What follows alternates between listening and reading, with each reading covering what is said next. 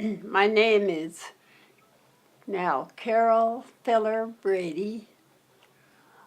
I was born in Sitka, Alaska, up at the Presbyterian cottages near Sheldon Jackson School, the famous Totem Park, and the Indian River. My parents were the alumni of Sheldon Jackson School. The people that chose to go Western were given lots there. The faculty that came there were solely there to educate the natives. And there was a few of them that had heavy accents, possibly from Africa. Miss Boorhill, she was the small girls teacher up there at Sheldon Jackson. She was our Sunday school teacher. She had, when I was little, about 5, 6 years old, and she had some students from Sheldon Jackson. Students there were from all over Alaska. The sole purpose of this faculty was to educate the natives. So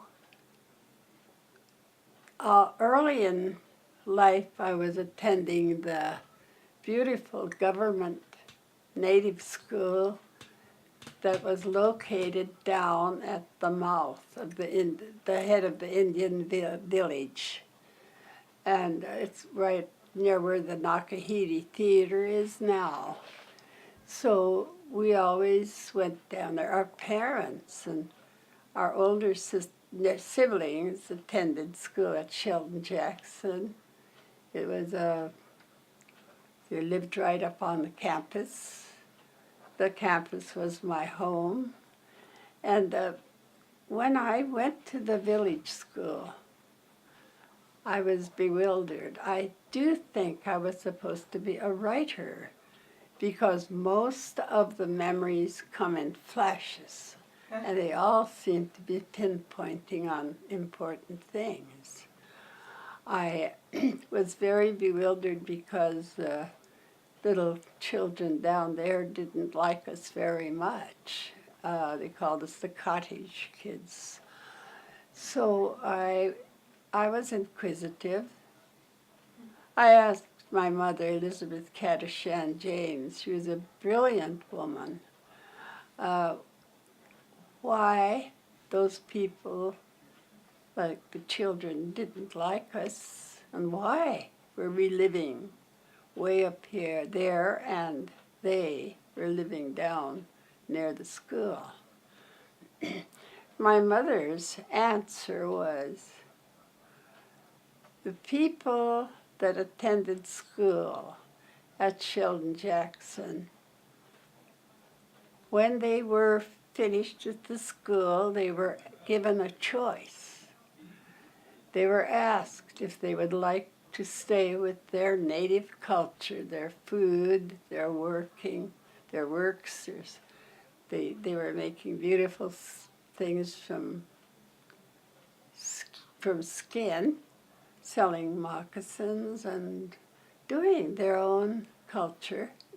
So they had a choice to go there, back to their village, and keep living like they were before they attended the school. They learned a new way to earn money, carpentry and whatever else, maybe electronics. They're very smart people. Some of them didn't speak very good English, but they caught on very fast.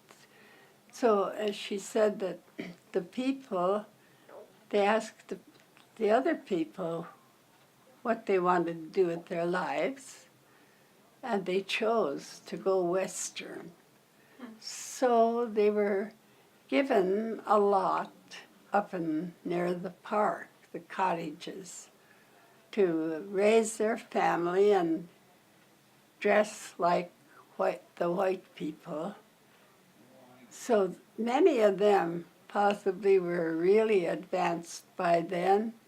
My mother was from Wrangell. She was brilliant. She was like a sister of William Paul, the first Native attorney, and she was a real good friend of many of the people up in the cottages. There was a handful of founders living there, pretty advanced in the white world. So they were both very, very content where they lived. There's an example of some of the people that went back to their culture, living right here in Juneau, very famous, Ed Coons and Priscilla Coons, Percy, she's a Sitka girl. She's a sister of Moses Johnson. And oh, really? Ed Coons' famous grandmother is Cecilia Coons. He is my brother through clan, and he was very happy to find that out, that my mother, Yandis Gay, lived at the head of the Totem Park. She was always sitting in the window, looking out. The children were always playing out there into the park, and they were safe. And they played. Isabella Brady would come out, and she'd teach the kids how to play baseball or play all different kind of games. She never changed. She grew up like that. And Gil Truitt was my, both of them were blood relatives of mine. Peter Simpson was married to Isabella Brady's grandma, Mary Sloan Simpson. And my grandmother was Amelia Sloan, James first, and then Cameron. And she chose not to speak English, but she insisted on staying down there because that's where the Point House Kiksudi clan lived during the Russian era. And they fought the Russians in 1804. And according to a historian, Gilbert Truitt, who is grandpa was my dad's brother, James was, the grandfather was James. He said that there were 8 or 9 other clans that came to stand by the people in battle there. So it happens that... Besides the Kiksudi, Point House. And then, so 5 or 6 other clans? I don't know who... So 5 or 6 other clans in addition to the Kiksudi? He kind of said 8 or 9. Or 8 or 9, or more, sorry. yeah. Okay. Because they kept either coming and going. Well, this was very spine-chilling. This story was told. I have it in my book about the Battle of Sitka.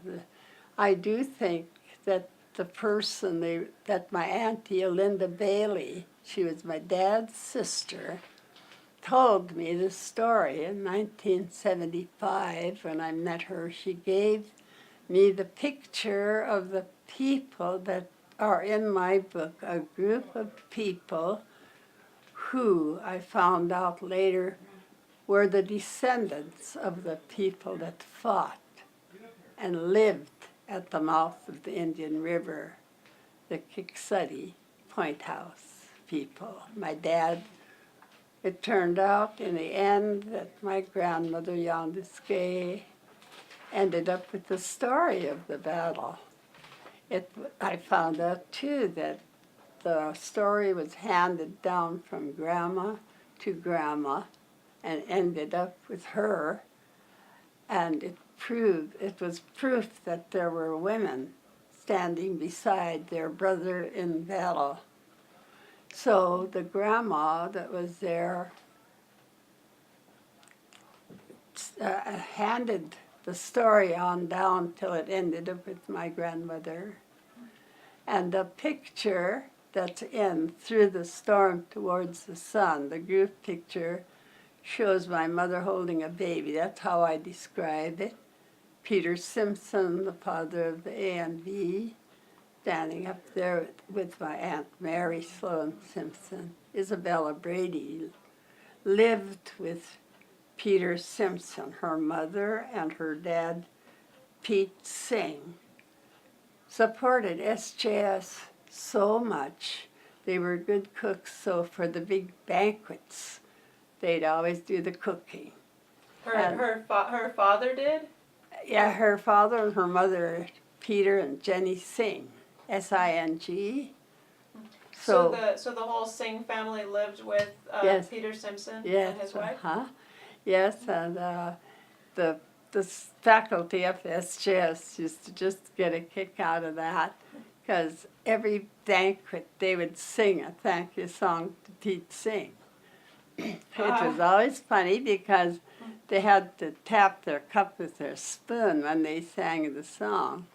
Oh, Mr. Singh will sing a-ling, a little song for you. And they'd pound their cups. And every once in a while somebody'd break their cup and everybody would get a kick out of it. He was a handsome man. He was part Chinese and originated from Petersburg. And so Auntie Jenny, she was kind of like a doctor. She saved my little girl's niece's life, and the doctors gave her up within 24 hours. She did that kind of thing for people. She was so comforting to have. So, and Gil Truitt, he was always like he is now. I think when I go to Sitka, they're going to welcome me into Sitka sometime in November after I get some books to take with me. And I will have Gil Truitt, the historian. His grandfather was my dad's brother, Albert James. So I'll have him introduce me. Because when we were little, I told his wife, Shirley, when I come to Sitka, it'll be just like when we were little tots. He told me they were having a puppet show, the Christmas Carol, at the church before Christmas. And he asked me to go with him. You should go see it. So I remember wading through the snow, and he was so little, the snow was really deep. And then I said, now I'm going to ask him to meet me at the airport when I get to Sitka and introduce me, because he's a historian, and my book has become history. So we will get together, and I had to tell Nancy Davis yesterday. I was telling her about Isabel, how she taught us to swim, to play games, to ride bikes, and kept us straight all day long. We played up on the SJS campus. There are beautiful swings, there are green lawns, there are beautiful flowers. And what was very beautiful to observe was the students from all over Alaska. And the faculty, they would never say a word, but they would look very pleasant. They'd see us playing around there, swinging on their swings. In fact, Laura Walton, she taught us how to tap dance, the 1, 2, 3, 4, 5. Ellen Hayes and I always got a kick out of that. We'd go up there and tap dance with them. We were Flora there. Walton? Huh? Flora Walton? Who taught you? Or who taught you to tap dance? Oh, Laura Walton. Laura. Yeah, she was a teacher down at the native school. She was married to Bill Walton, my brother's best friend. So we'd go up to the school and tap dance for the girls. Another funny thing is the Indian school was fun. They let us tap dance for the people in town. Like SJS would have their beautiful cantatas or operettas. They were excellent. The teachers were beautiful music teachers. They were very good teachers all around, and their sole purpose was to live there on the campus and teach the natives. And they, Is that me? I'm sorry. oh, that's all right. Oh, sorry. Oops, hello? Hi. I'm going to look at some Sheldon Jackson records later. Yes, So they were finding them for me. yeah. I So- have so many questions just from what well, you were saying. I have questions already from what you've told me already. So were you born at home? Yes, I was born at home, 4:30 in the afternoon. Was there a midwife? Oh, yes. I don't know who it was. It must have been Auntie Jenny Singh. She was Isabel Brady's mom. Or Okay. Dorothy Truitt, my cousin, but I called her Auntie because I was the same age as Gil and Joe. And so I'll tell you a good story about Gil because I was telling you a little bit about Isabella. And I just love to mention we absorbed all the beauty of the whole area, the way we lived, the way we played. And Gil, we used to go out into the Peril Straits cannery in the fall so the people could earn a little more money for the winter by seine, fishing and working in the cannery in Peril Straits and Chatham Straits or whatever. And we were out there, and us kids were a little tiny. We used to like to go out the cove to the big scows to play. One day, we got the bright idea we were going to go out there and smoke. I could still see the Lucky Strike package. It got to Gil. Everybody was all excited. Little tiny kids, they were excited, and Gil heard about it. He said, "You better not do that. That's not good. I'm going to tell on you." And he did. We came back, and there was a bunch of wood sticks waiting for us. And none of us got angry at him. That was Gil, you know. So and I told Shirley I want him to meet me at the plane because he's always so ready to hang up on me every time I call him. I want him to introduce me in Sitka. Oh, So- I think he would love to. Yes, and so the park was our playground, and we didn't know that it was so famous. I can't imagine how many people that went through there. Big battleships would come in the summer, destroyers, aircraft carriers, tour ships, and it was very, very, very good to live there. And I guess I should have asked you what year were you born? 1927. So that was like in some of the build up to the war, Yes. like in the 30s where they were. Yes, yes. And I seem to know everything. I remember I felt I'm writing a part about the winds of war because World War I was right behind me, 10 years, but the music was playing. I love to sing and learn beautiful songs when I was little even. Oh, I'm sorry. Good, it gives you time to breathe.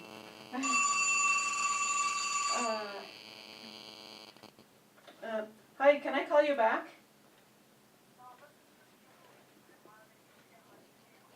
Okay, Oh, there's no piano lessons today? Okay. All right, sorry. Thanks. Bye. My daughter's piano teacher. I never get phone calls, and then I get them all like. Oh. Oh I always dear. get caught pulling up my pants. I'm so sorry. see, So, and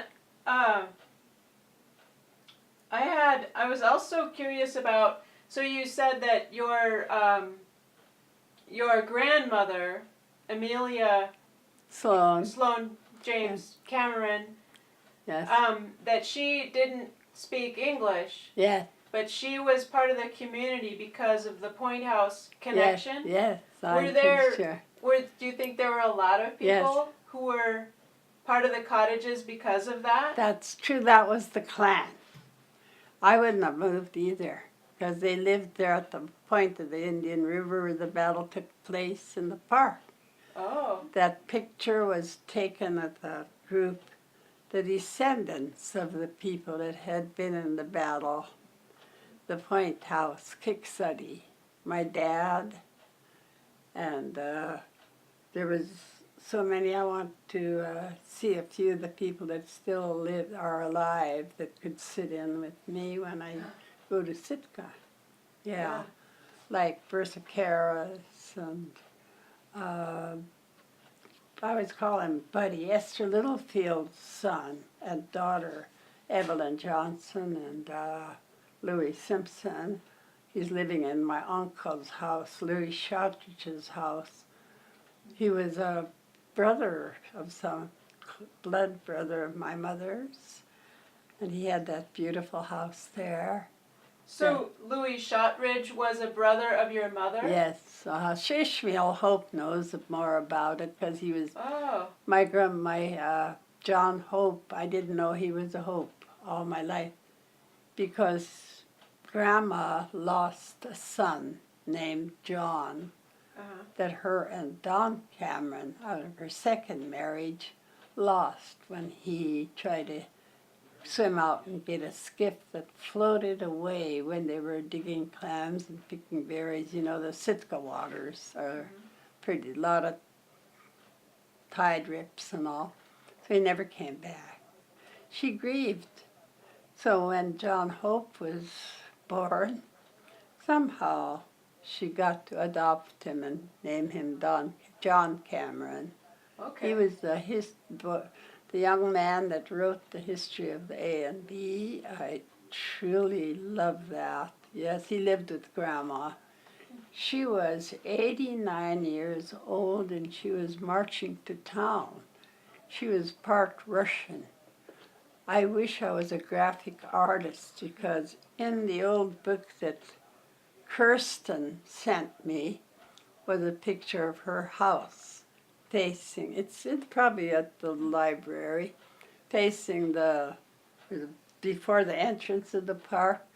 She was right here. She was always there sewing her moccasins. She had curly hair. She was very stern looking.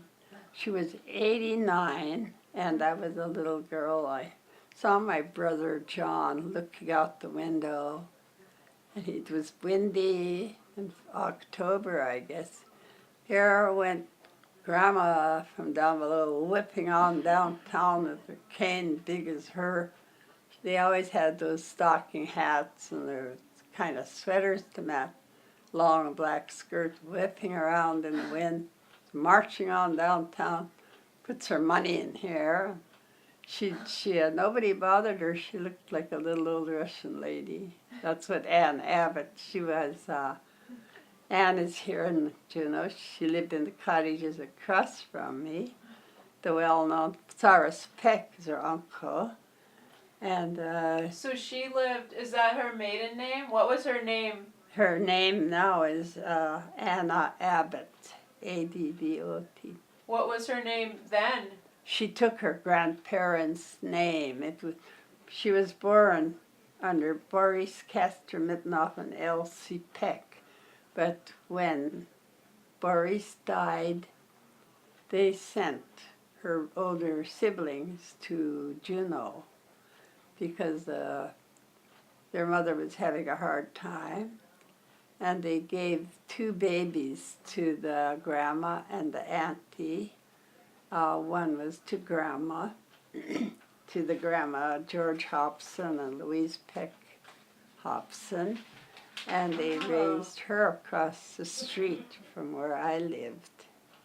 She still remembers all this. I wish she could come to Sitka. Yeah. Her son is on the board of the Sea Alaska there, though, Gene. I can't remember his name. So, so her mother was named Peck. Elsie Peck Kostramitnov first. So, Then she later married Alfred Gordon, who was the head of the marching band. I've also got a picture of that one, 1929, with Walter Soboleff and my dad. okay. And the famous Peterson, whose daughter was they owned the coal storage. They lived up on Snob Hill. They're in the picture to the marching band. The son was an early teenager, and the father, the daughter later in the 1941, she was attending school near a Naval Academy down south. Her name was Margaret. They were non-native people, and I came home one day and her brother was sitting in there. He was the one that was a young man in the band. He was playing guitar, "You're My Sunshine." He was so happy because he got called to a Naval Academy down south, I think to be a naval aviator or whatever, and so he was also early with the Sitka Marching Band. He compared with John Philip Sousa Band. My dad was in it, and so was Walter Soboleff. I've got the picture. So this is Ann Abbott's uncle? Huh? So this was Ann Abbott's uncle who was in the Naval Academy? No, these are the white people that have a history behind them in that marching band picture in 1929. Okay. It shows Walter Soboleff and my dad standing close by with their trombones. Alfred Gordon was the leader of the band. He had Simpson. He married Anne's mother, and they moved to Metlakatla later. People cared so much for each other up there in the cottages because all the houses there, we were lining them up in our minds, and at one point I was very little, and my dad was laid up, and he had his bed here. Had big windows in the front room, and the neighbor house, there was a shoemaker living there for a while there. He was non-native German, and when he'd get tired of his work, he'd fling the door open facing our house, and he would play his beautiful German music on his violin for my dad. Wow. So how was it did he have some connection to Sheldon Jackson? No, he just was renting that house for a while or something. Then he moved away, and Alfred Gordon and Anne's mother, Elsie Peck, moved in there. So they lived there. Yes, so there's something that I was going to tell you that was so beautiful. But there was, I loved it in the spring. They intermingled a lot with Sheldon Jackson School. I think Cyrus Peck was my brother Ray's good friend. He named his son Ray after my brother Ray. By the way, my brother Ray had a scholarship from the Board of National Missions to go on to a university because he could finish two classes into one class. And he didn't get to because of the bad flu, TB epidemics that came along and killed a lot of people. 3 of my sisters went. They were closer to my age. They went 1 month apart. My mother had 11 children, and there was just my brother Ray, my brother John, my sister Flora left after the little girls died. So it was really nice that I got my education. I absorbed everything that went on around Sheldon Jackson School because the alumni intermingled with the school. And I got taken everywhere. They had socials at the minister's house. The faculty of Sheldon Jackson School came straight from overseas somewhere. And their sole purpose was to teach the natives. And that's what they did. Yes, they were beautiful. We used to play around there. We were SJS. I was SJS ever since I was little. And I remember a neat thing, because this is going to lead to why I need to talk to somebody. Now I'm talking to you about the songs of the native schools. And anyway, where was I?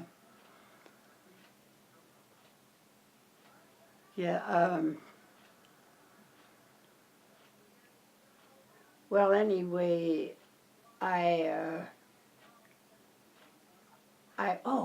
start to tell you the most beautiful, spine-chilling story.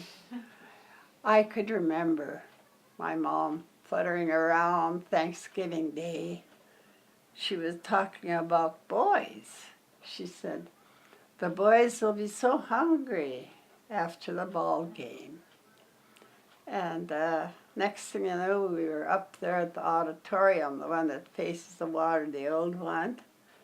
We were up there, and I only remember looking up. There was handsome boys standing on the floor. There were I guess they had their basketball clothes on. And I have pictured them. There was my brother, John James, Harold Donnelly, Paul Edwards, Bert Leask, and Embert Demmert. He was our 4th grade teacher later on. Handsome, handsome boys. Here they were standing there waiting to start the game for the championship of all Alaska against Fairbanks. It's supposed to be very tough. They were the Tigers, the SJS boys. They had a dog given to them by a lady in Wrangell named Pulko, German police. He was a mascot. He lived with us. And anyway, they were getting ready to start the game. Everybody stood up, so somebody took my hand, and they all start singing. I'll draw near with a song and cheer for a school by the western sea. We love it well, our faith will tell wherever we may be.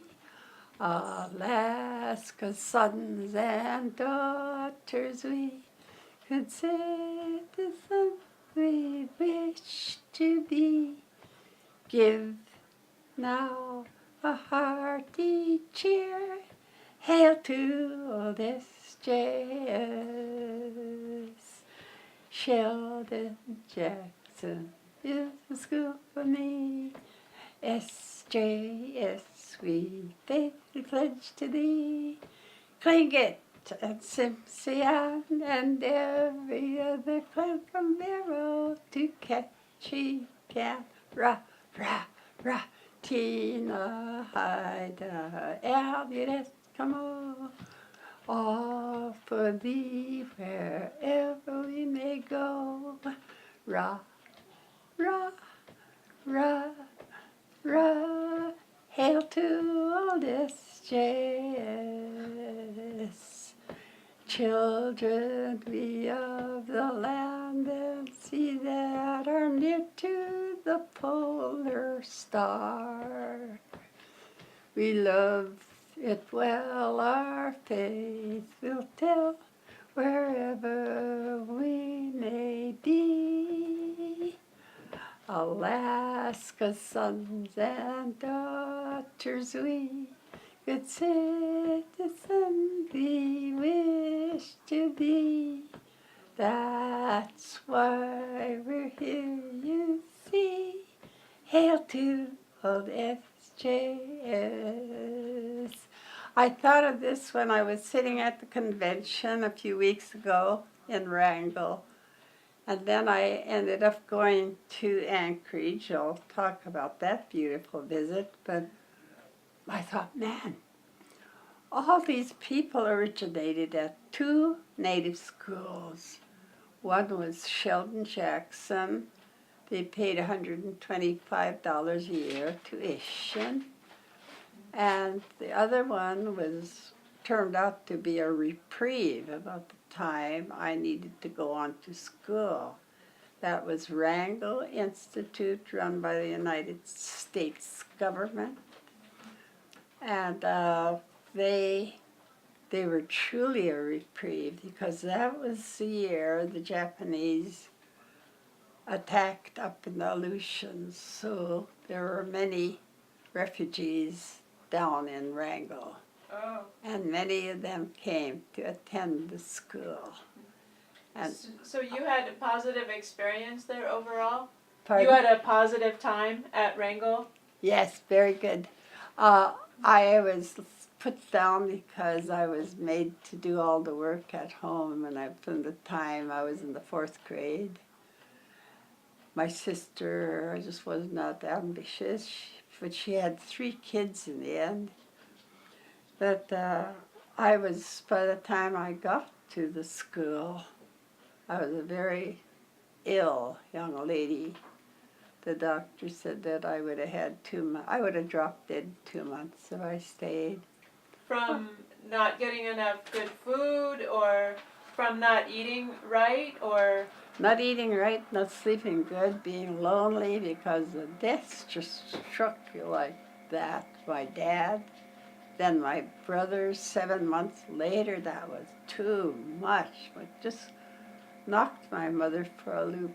And she started to drink, and that was culture shock. We moved out of the cottage because there was nobody to take care of us, and my sister got married, then this man took care of us downtown. That was another culture shock from the beautiful cottages. That changed by then too.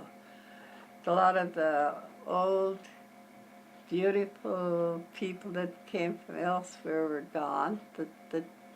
The faculty, they're changed to more modern. And then I took care of my sister and tried to attend school. Then I decided I would go to Wrangell Institute. It's where my mother was born. Cadisham is a good name over there. It was ours. I would love to know more about your mother and her family. Yes, I'll tell you. But see, what was I going to say?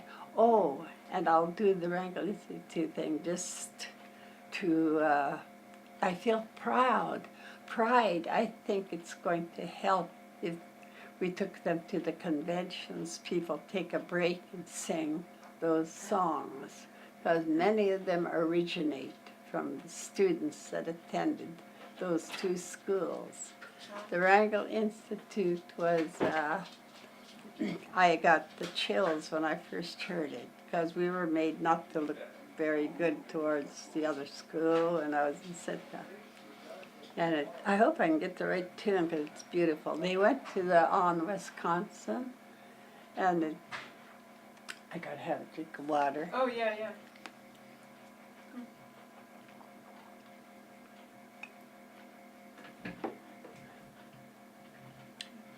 Yeah, see, it went like, I hope I can do it now.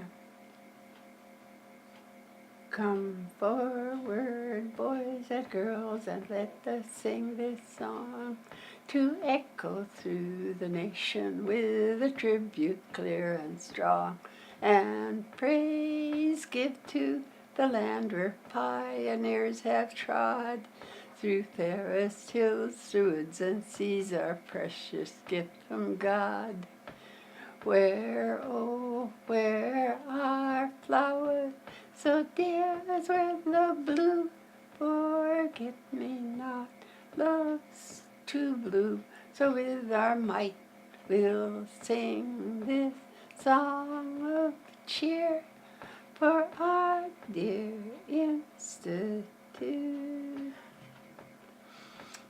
Oh, Wrangell Institute, glory to thy name. I went too high. Loyalty and virtue ever shall maintain thy fame. Work together, play together, steadfast be and true. Do we all pledge allegiance? Yes, we do. And I thought they should be able to sing these songs. It makes you feel where you came from. Yeah. You know, these people came with so much sincerity in their heart to help us and teach us and bring us into the new world. So I was going to talk to somebody. Now I've talked to you. I sang better yesterday, though I started too high on the Wrangell Institute. It's so pretty. Yeah. So it'll be nice to do that. Yeah. Because I don't know, I was going to say something good about Sheldon Jackson, though. They were very attentive when we had those deaths. Yes, their hospital was right there on campus, that little hospital. And they used to take me out to the teacher's cabin and just let me play around while they worked there. The tide would go out. We went there on low tide. You came back on low tide. Miss Mead used to take me out by the hand. It was out in Jamestown Bay.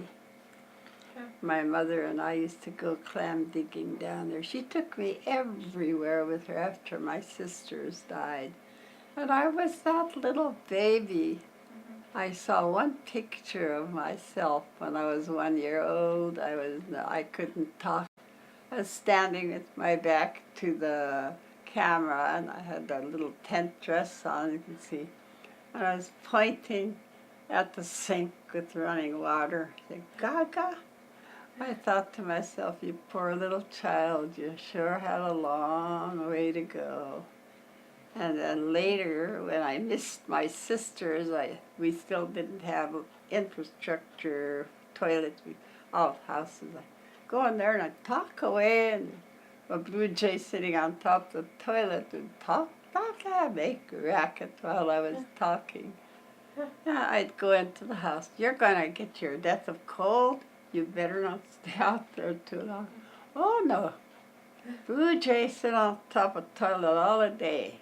And he never catch cold.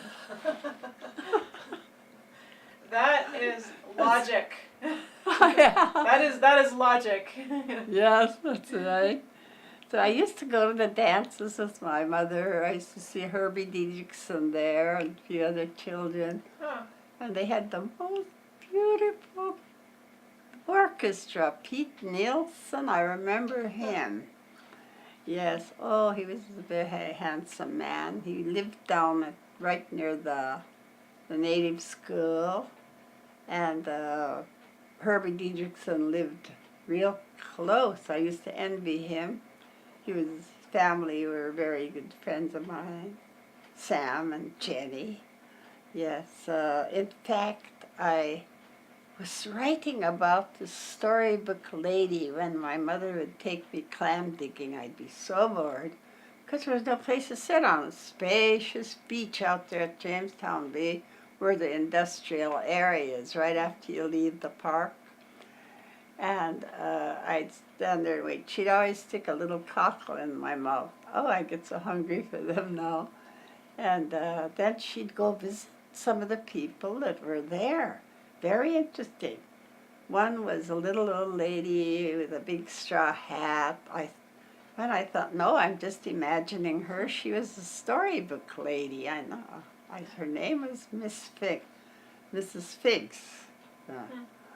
And no, she couldn't have existed. But I start writing about her.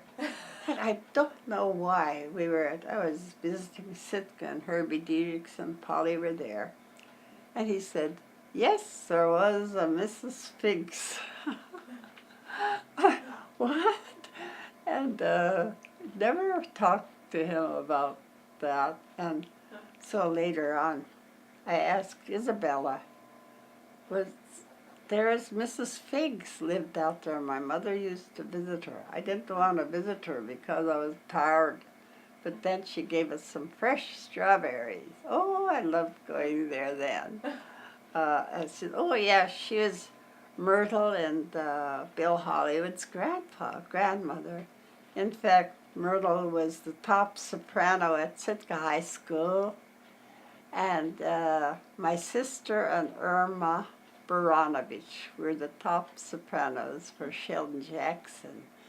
Sheldon Jackson was solely just that. The students were the choir.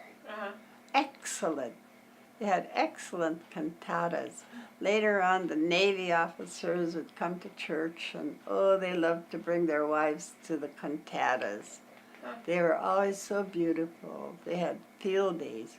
Our life was there. And I just was so, we were just Sheldon Jackson. We were playing there all the time. So we became we absorbed everything. That's why I said I got educated, because I absorbed everything around there. The grandma, the village. I'll tell you a good story about the school, the native school, the government school. They used to let us tap dance when the town would come. And SJS just loved to go because they got a kick out of us little 8, 9-year-old tap dancers. They always put different outfits on us. And this one time I felt so beautiful. They said, go home, get an old cotton dress, bring some rags, and bring black stockings. And so that's what we did. So on the day of the play, the SJS kids were all sitting waiting for us. They put these patches on our old dresses. They put braids all through our hair with rags tied. They put the black socks on us. This time we were going to do the pickaninny. So there Miss Sears started plunking away on her piano. Da da da. Mrs. Who? She was a teacher. Mrs. Who? Sears, just like Sears Roebuck. She played the piano. So where was this performance? Down at the A&B Hall. My dad, I suppose Andrew Hope, but Peter Simpson was the head carpenter. He had a boat shop right down the hill in the cottages. Once my dad worked with him. They were sort of partners, carpentry. In fact, my dad held down 2 jobs to keep the kids in school. He was a carpenter down at Scotty Jennings' workshop in the village. 5 o'clock he went over to the deserted cannery in the week and worked in the cannery and came home at midnight. Then when my sisters died, his health went down. So Wow. But he was still ruling from the dead. He was something. One time the SJS boys, the team were helping my brother John bring wood up from the beach. Great, they sawed up the big tree. They all wheeled the logs up the hill and left them for my brother Ray to chop. Then they went into the house and they ate dried fish.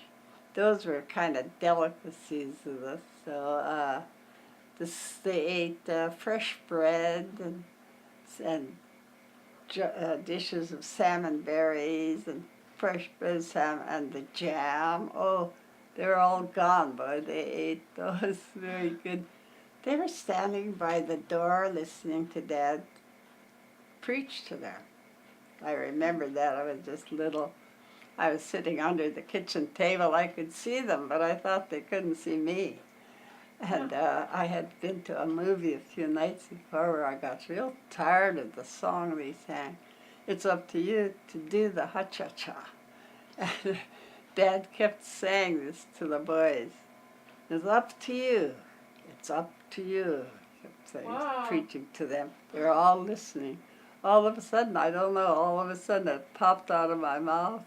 It's up to you to do the ha-cha-cha. They all turned around. They started laughing. I was sitting under the table. They could see me playing and staying. Yeah, that was really nice. What's that? Oh. Oh, your phone. Yeah. No, I don't feel so bad. Okay. This is a new one. I don't. Her granddaughter's two little baby boys. One was Bobby. He's in my book. So your grandmother Cameron, your grandmother Amelia Sloan Cameron, Yeah, she adopted two babies. Yeah, her granddaughter's children. She died too of the TB thing. Who was the baby's mother? Martha Search, I think. My daughter Sue looks something like her. Bobby, he learned to speak Tlingit just like Anne because he heard a lot about it. He spoke perfect English too. He was a little guy, and he would interpret for Grandma. And on the days that the big ships were coming in, Grandma would tell him, when you see the big ship coming in, go out and holler. The tour ship is coming in. So he'd run out and he'd holler, Gantiniak Yamakut. Here comes the tour ship. So people would take their moccasins out. So Auntie Jenny Willard had a beautiful moccasins house where she sewed moccasins. She was a beautiful lady. She didn't have any children, but she did adopt the oldest son of Andrew and Tilly Hope too. But I didn't know him very well. Alfred Willard, Okay. they called him. So Yes, how are you related to? How is Jenny Willard your aunt? she was in that clan. She's in that picture. I think I should have my book. She's in that clan picture, so she was related to us. A clan picture. She was our. Okay, but you don't know. You don't know exactly. She was so close. I think she was probably a cousin to my dad, like Auntie Simpson was. Oh, I'll have to tell you too. One of those houses right next to where Anne lived, there was the Truett house, the last row of houses toward the park. There was Murray Olson's dad's house. Then there was where Anne and her grandparents lived. And then here was this great big house where Uncle Louis, Peter Simpson's son, lived with his wife named Esther. And they had Evelyn and Louis Simpson, that she was married to Peter Simpson's son first, Louis Simpson. So after the war, she married Charlie Littlefield. But very few people know that Esther Littlefield had been a Simpson, Peter Simpson's daughter-in-law. And then I saw somewhere that her last name was Kadishan. Oh, that was originally? No, that was my mother. Oh, okay. Wrangell. That's a chief's eagle name, clan. She was her. There's a story about that, how John Muir, and who was the writer for him? S. Hall Young? Yeah, he wrote about my grandfather on a trip. And he wrote a lot about the beautiful things John Muir saw. But there was one with showing my grandfather, and I don't know if there was other guides. I know Ethel Lund had some relative there. But what was it?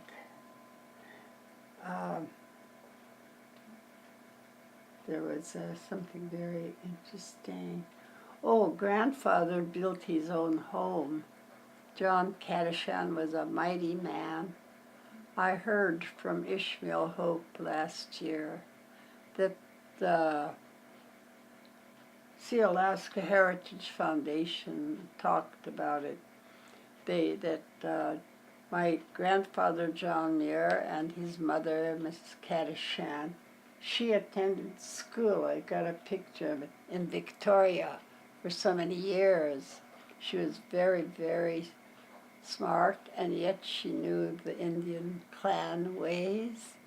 So she was a good writer. Swanton accepted her writing in there. It's in the Tlingit Myths and Texts. And this would be your grandmother? Yes, my great-grandmother. Or your great-grandmother?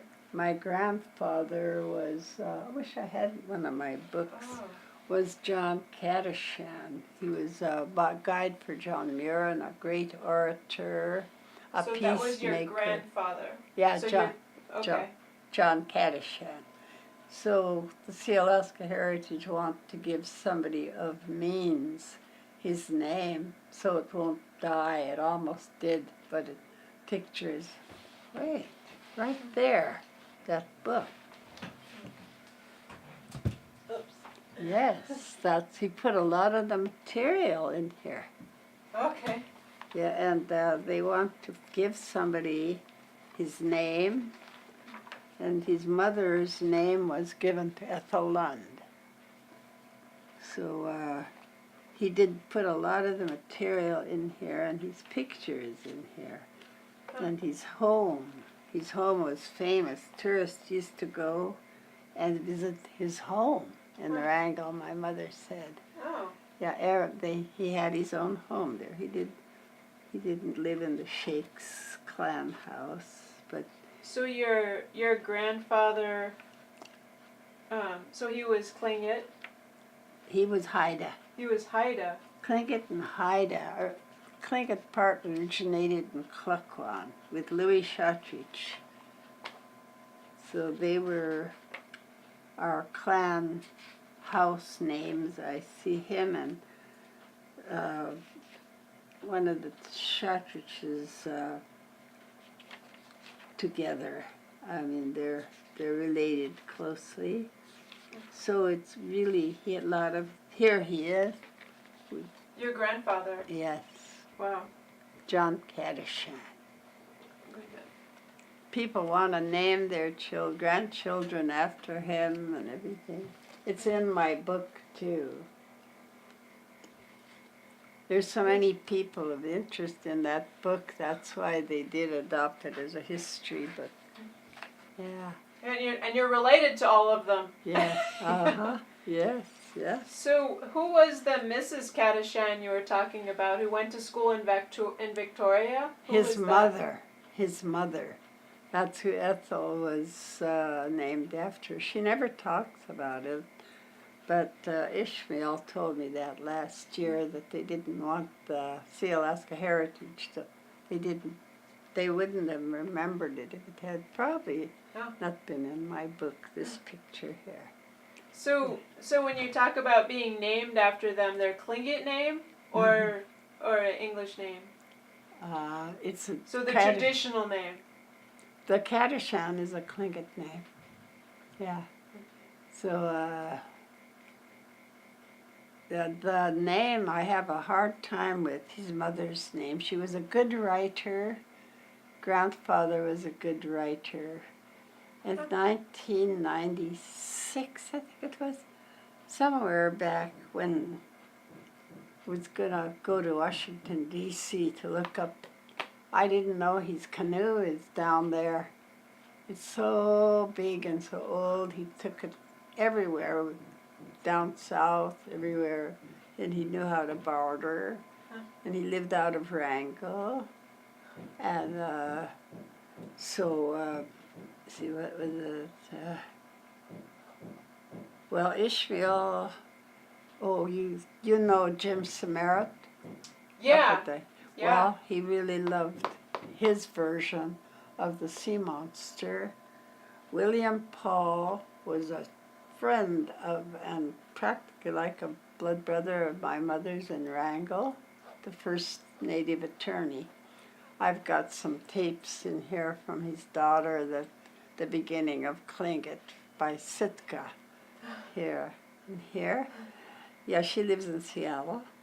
So my mother, she intermingled a lot with the men who were the founders. She helped them, so did a few other women, but I don't know who they are. I think, you know the chief of Sitka, Kiksadi now, Wilson? He was married to this woman that's in Camp 2 with us. She said her mother was one of the women that helped the founders too. Her name is Lois Wilson. And her little girl Amber, her granddaughter Amber, was a delegate to the other convention. So the thing goes on, and yes, what else is there about? So I have a couple things I want to squeeze in. Sure.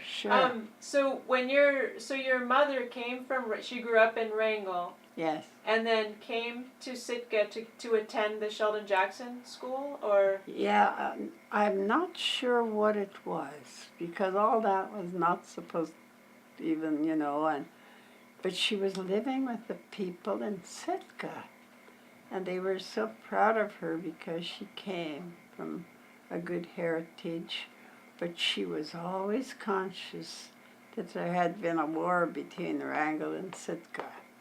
But they didn't pay attention to that. They loved her. And then she went. Cyrus Peck told me Walter Soboleff was a very good friend of my mother's. He adored the way she could interpret, so he used to communicate with her. I have a picture of the Sitka band with him standing near my brother. Like I was telling you about the white people, and they were famous too. They had something to do with the bombing of Pearl Harbor and stuff. But yes, so Walter Soboleff, when he had his 100th, I've got to say this real quick. Walter Sobeleff's 100th birthday, they invited us to the church. But before that, KNY Radio or KTOO went to talk to him. I think I heard it on KINY.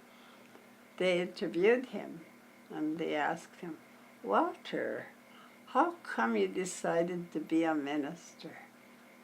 I can still hear him yet. Well, it was the school. It was the people. They were so beautiful. I looked at them and I wanted to be like them. He was a good friend of Mom's and Dad's. I'm sure he admired the faculty of SJ. So that's what he said. That's how he became a minister. And at his party, they gave out envelopes of forget-me-nots with this picture on it. I've been looking for the envelope because there's forget-me-nots in my garden all over here. And I'm telling you, this is so beautiful. My son and my little granddaughter, they take the dog for a walk back here. Here are all these forget-me-nots. And then they went out. Chris went out there. There was a bird sleeping on its back right in the middle of all the forget-me-nots. Earlier I had talked to Ross. He's just like Gilbert. Yeah, he tells you something and he's on his way. Ross. I said, Ross Subala. Oh, okay. Yeah, I stopped one of the doings. I said, I just don't know if it's ever going to come up. I planted it a couple of years ago, so I pray. Oh, he'll come up when he feels like it. And we thought it was so cute. There was a bird sleeping on its back right in the middle of all the forget-me-nots.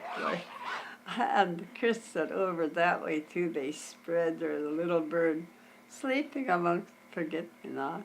Yeah. Wow. So I just love that. I've got to share that. That makes me so happy. Yes, there was a little garden out here. So there's forget-me-nots kind of going up the path to the Evergreen Cemetery. It's right below that's the Gross Mausoleum back there. Oh, okay. So, yeah, there's so much, just so much. And I'm glad, could I have a copy of that? Of this? For whatever you did? Yes. Because Yeah. I never get around to doing the other book. I've got all the material back here and more. I started writing it in 2003 after the jets down towers. I started talking about how what I remember of World War I was behind me. I said that there was all these other wars, and there's so much to tell. There's the island, the Japansky Island Naval Air Station there during before just the war. It was just packed with troops, but it still was a private, secret base up in the mountains everywhere. Yeah, so I talked a little bit about the three happenings there. That with all the troops there was only three. One explosion, dynamite, the Marine died there. He saved 150 lives. That was September 1941. He was guarding the dynamite shed. He said there was a short in the wiring, and about 150 construction workers came running, and he had a heavy accent. His name was Thomas Allen Baskin from Tennessee. He was trying to send them back, and they kept coming. Excellent shooter. He shot at their feet. They had to back off. The fire truck, Army fire truck came. The first one was crushed, and the second one half crushed. Wow. They had the big funerals for them, and they got escorts to take them to their home. The escorts could stay at a base nearby. That was just before the bombing of Pearl Harbor. This was September 1941. Then in 1940, and then also in 1941, there was one of the boys partying with the new soldiers. There was beautiful Company K 4th Infantry Regiment, or whatever it was, came down from Chilkoot Barracks, and they had one handful of mischief fun lovers. But at first, these two people were partying with some soldiers down at the park, and somebody stabbed Paul Liberty, but nobody found out how that happened. He staggered and he fell to his death right down below that hill where they had the territorial school with that, we used to call it the Russian orphanage, is now that beautiful building. He died there in that night. I remember I looked out the window, the stars looked like you could reach out and pick them up. And so I was very unhappy all this time because they fixed up this building so good. It was a real rundown building. They had a beautiful Baronoff castle up on the hill behind the old federal building where they used to raise the flag. They still do. But I used to think that was a dream, like it wasn't real. It was they never rebuilt it. I feel bad because it had a big dome. They had a story about how it lit up at night. The boats could see it out. Yeah, so I feel bad that it was never rebuilt. It was such a dream. Yeah, So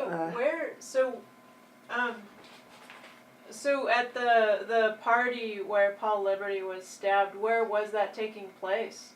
Somewhere down in the Totem Park. In the park? Yeah. Oh. So, and the third one was a romance story between a Marine and a real beautiful girl. She worked at the canteen, Navy canteen. You had to have a pass to get over there.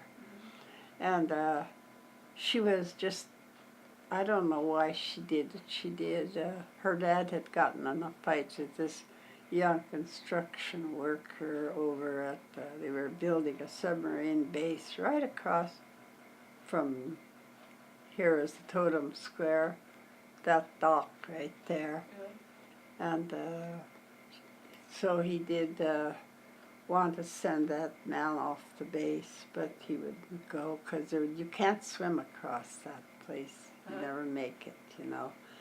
So it ended up the guy got killed, and he lived till 5 in the morning. That's a big story of that day. It was a day of something. There's a myth included because of my hardships I was going through that day. My niece, she got hit by a car that I was downtown shopping for my sister. I saw a group of native girls standing right below those steps by the Pioneer home across from Ernie's bar. I stopped to say hello to them, but I was in a hurry and I ran down to the cold storage store because he didn't have something at the Tilson or the other market. Then I went home up the back street. It was a beautiful April day, sunshiny, meaningful day. After I got home, this grocery car, my niece was a beautiful little girl. She used to always meet the grocery truck. Once a week they delivered groceries because of the war. April 1942. And to the cottages? No, it was downtown. Here's the Moose Hall. Here is the Sciatica, used to be the Erler Hotel. There was a creek going down, and we lived in one of the 4 houses that looked like a little cabin. Like they got stuck in there during the boom. We did. So she was the grocery book. That day, there were 2 young boys delivering groceries, and they didn't know that Wilma would always expect that man. He'd always give her a piece of candy, and then he'd go up the hill towards the lake. And these boys backed up, and they backed up over her and slit her head open really bad. It took 2 doctors to work on her, Sharpenberg and Charteris. Then he kept her in the hospital that night. That's the reason I'm saying it was a meaningful day, is because they left me home to take care of the babies. He said, don't let anybody in. I let my girlfriends in, and we were visiting, and somebody knocked on the door. I had no feelings. I was beginning to be numb. I wouldn't let anything touch me. I could have become dangerous because I was. So here was the most handsome Marine I ever saw, then and now. I have never seen. I do believe that was part of a myth like my grandfather wrote about, because I had no self-esteem. I was being mocked. Everything I did, everything I did, a little out of place, didn't mean to do it. They'd tell everybody about it right in front of me. They had no use for me. They just made me work.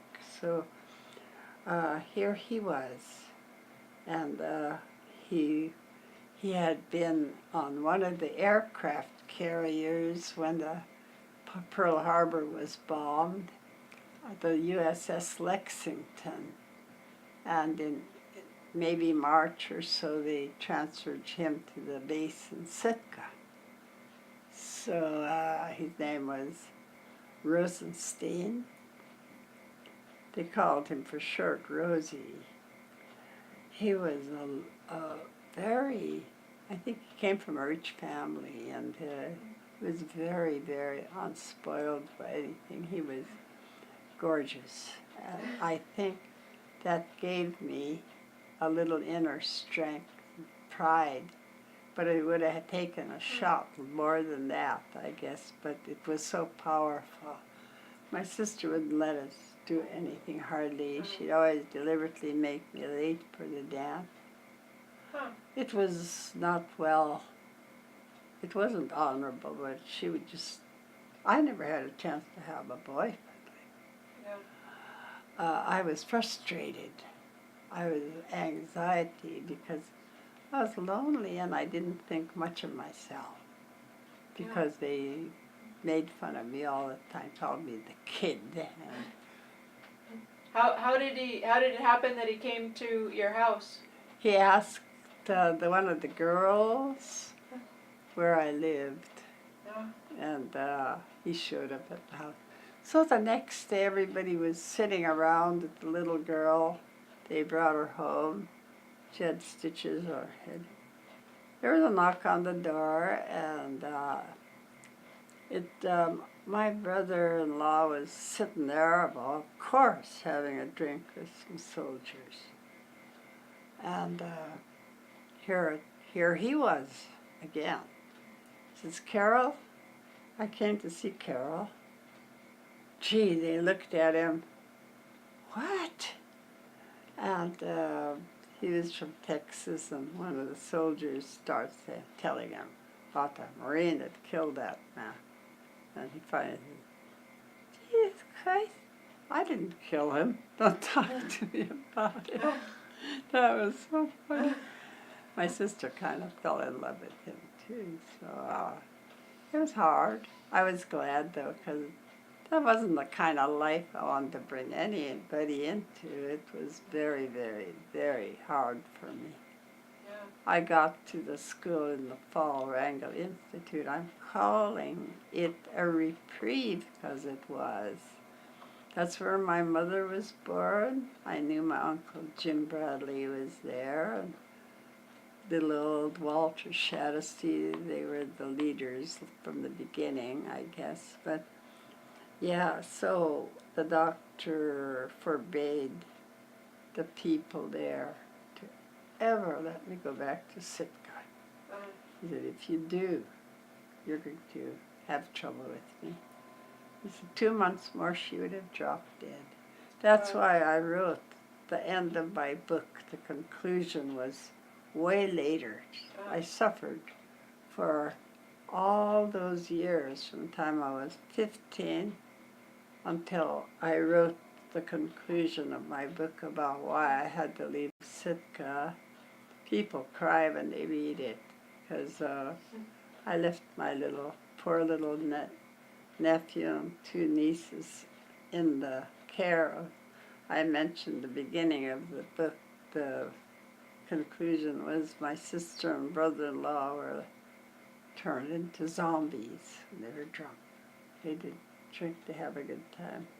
There was broken arms. There was all kinds of problems while I was there, and I had to take charge. And then when everybody was sober, I was stomped on like I was nothing. Wow. That was hard, and I didn't try. I tried, but I tried hard to get over those babies. In March 1943, they all perished. My sister had been out the night before, and Nancy Truitt was taking care of the kids. But she figured she was through, so she went home. Because Al, I guess he went down to get a bottle. Little boy, I think, fooled around at the furnace. My sister was still in bed. Right in the middle of the day, they died, all of them, the babies and my sister. My brother-in-law saved one. She lived till June. She was a beautiful little girl. She had some burns on her arms, so she was at the Children's Hospital. She died after they took her back to her room. They put her in bed. She was dead. It was a head injury from way back.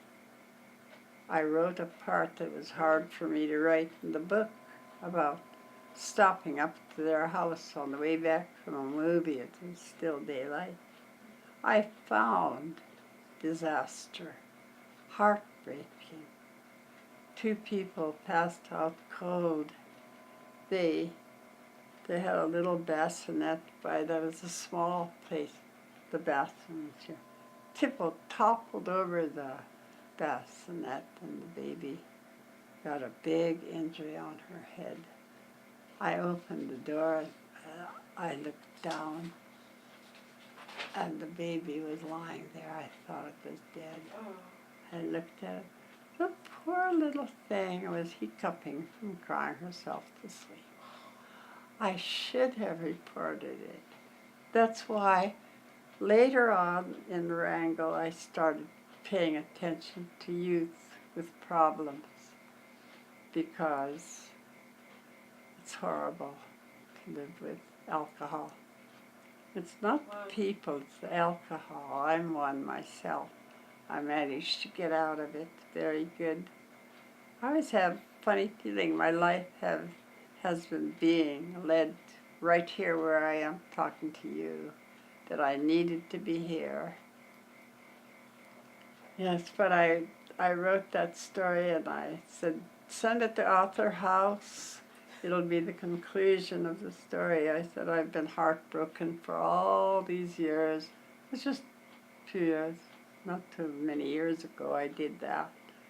And I wrote it, at one point I said that Flora wrote me a letter, and she said she had a tablecloth with a map of Southeast, and on one of the parts there was Wrangell.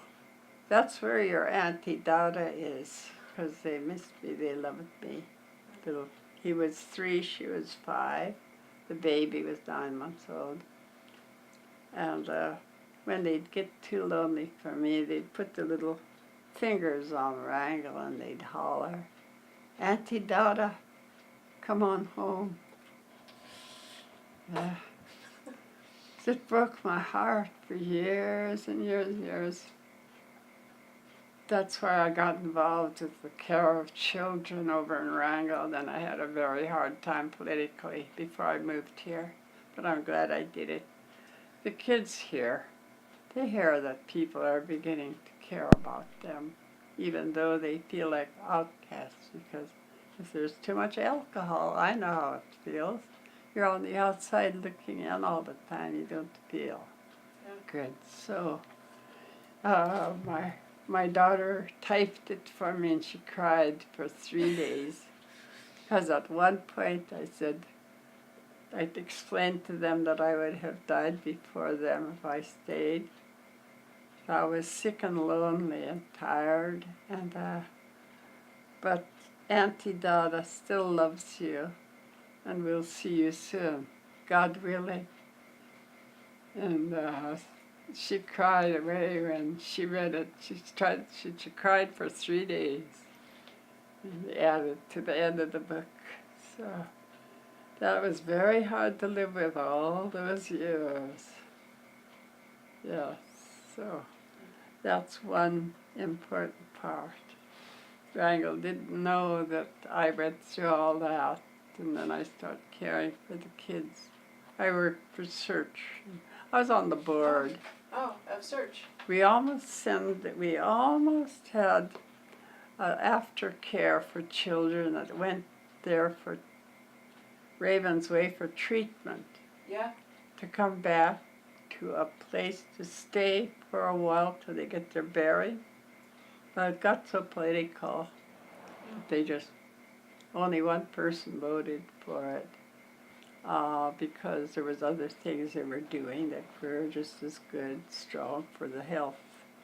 So that didn't happen. But it seems to me the kids know, the ones that are sitting home with drunken parents, that alcoholism is the thing. Yeah. You know, alcohol. Yeah. Because there's so many hurting people are hurting. Because it was your book that really made me see the connection. Yeah. You know, where people could be, you know, in their lives, you know, things, all those deaths can be too much. Yes, I have to add that I really had a reprieve, Wrangell Institute. There was it was so nice to be there, and no drinking, no, just one person to work with us, and I was so proud when they had staff cooks from every class, and they picked me as a sophomore staff cook. And the hard way I learned to cook sure came in handy. Yeah, I remember I made twice cooked potatoes, and I'd serve it. I think the kids would get really hungry because the war effort didn't give us much but reindeer, and once in a while we'd have something good on Sunday, like hot cakes and maybe roasts. And nobody scoffed. Our dorms were just barren. They were cold. But kids were just a team always. That showed the courage our children have, you know. And then when I worked there for 14 years, I was amazed at how well adjusted the children from all over Alaska were to come to the boarding school. A lot of people felt sorry for them because they left their home. It was adventuresome, even for little 20-some little guys. Oh, they were so cute. They left me in charge of them, see that they showered, protect them, dress them after school. They thought they were big boys. They learned how to make their beds government way, like the Navy, and they called each other us guys. It was so cute. Yeah, I just loved them. I'm glad they put me in charge of them. Yeah, this old Camille O'Malley, little Camille O'Malley, is from St. Lawrence, or some of the. He didn't speak English when he first came. So one time I needed Timmy Michelson to come put on his bib overalls after school. And I was muttering to myself, I need Timmy. Camille went to the window and he looked out. Never spoke before. He said, Timmy Michelson, come on in. Miss Feller, he wants you to change your clothes. And Mr. Pike would say, it's the first time he talked. Yeah. Wow. So I wonder how they're about the same age as my son Chris now. They're they're all real so cute. They used to wait for me to come back to work if I had a day off. Two little boys from Stebbins are like two little rabbits, scurrying around finding things to do. Alec Hunt and Ralph Martin. Then when I'd come, they'd be down there to meet me. Where you were? So cute, because sometimes you get 4 days off. You had Friday, Saturday, then you got Sunday and Monday. They missed me. It was very interesting because I lived in the dorm for 5 years, and I knew how to work around the different net. They're all different, even if they're same in Nupiat or the other. They're all different. Yeah. So it's an education, just learning how to work with them. Yeah. Yeah, they were very good. They were from 1 to 8th grade. Then they went to Mount Edgecombe or wherever else. They were from all over Alaska. Yes, the first time I worked there is 1961. There was a huge bunch from Point Barrow. Beautiful girls. Yeah, so... So when the children are going so young, so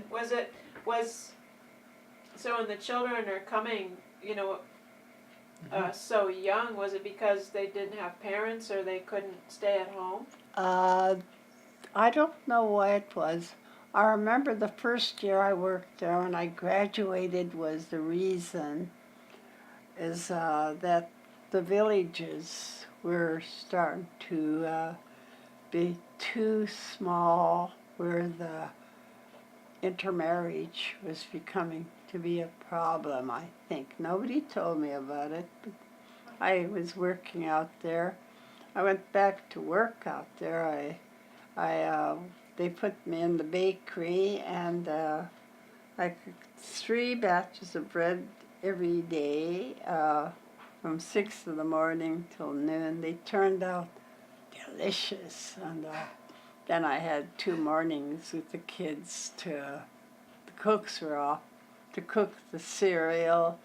I noticed how well adjusted, especially the boys from Tyonek. They were early teeny. They'd take the big pot of cooked oatmeal and slide it onto this steel thing and wheel it over to the counter. They said, don't put any sugar on the table. Put the sugar in the cereal. So I knew the color of the cereal would have just enough sugar, because they used to throw away a lot. There wasn't enough sugar. Oh. So they would eat my cereal. Yeah, some of them didn't speak English. I know they had to do details in the dining room. I never forgot Onisia. She reminded me of olive oil. She didn't speak English, but she got through sweeping her row of tables, and she would say, Miss James, I true. She'd tell me she was done with her detail. Yeah, it was I hated to leave my children, but I had to feed them. So they attended Wrangell High. So I was going to leave Wrangell, because Chris graduated in 76, and I'm a real avid American Legion auxiliary, and the school closed in 1975, and I was thinking of moving either to Sitka or Kodiak. And I went to a Legion meeting, and the 2 ladies, one was a nurse, the other one was an ex-Marine wife. They ran the American Legion and Law Auxiliary. They said you should wear a colonial dress this time to march with the American Legion if you're going to march. And I always did just think of all this. My husband was in World War II. His dad was born in Danzig, and he fought near there. His mother was Tlingit. She was one of the Cadet sisters, and her dad was, they called them chiefs in those days because they didn't pronounce, I bet they couldn't pronounce a lot of the names, so the leader, I guess they must have called them chiefs because I heard there were no chiefs. So anyway, see, in the old days, yeah, where was I? Well, anyway, my husband's mother was a Cadet. That's it. And they have a house down there. It's the only house in Wrangell that belonged to the village now. Oh. It's my daughter Sue lives there. And she sells, her son is an artist. He makes these sports hoodies and stuff and puts our clan prints on them right to the T. And he wrote the, can I say the poem that he wrote for that? Who wrote that? He was real young and he was having trouble with alcohol because his dad was a highliner. The Miss Susan would go to Sitka, shrimp, do herring. Gary Stevens. Oh, yeah. in your book. Yeah, it's in my book. And so, what was I saying about it? Well, anyway, he was on the boat. His dad and mom broke up, so he was with his dad. And he wrote this poem that's in the book. It goes like, he titled it Through the Storm Towards the Light by Gary Albert Stevens.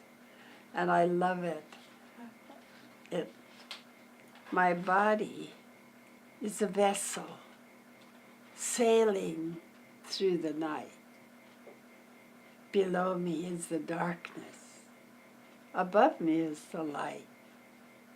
Sailing through this ocean with a little spark of light, given by a power to help me through the night. This light that I feel always seems to grow.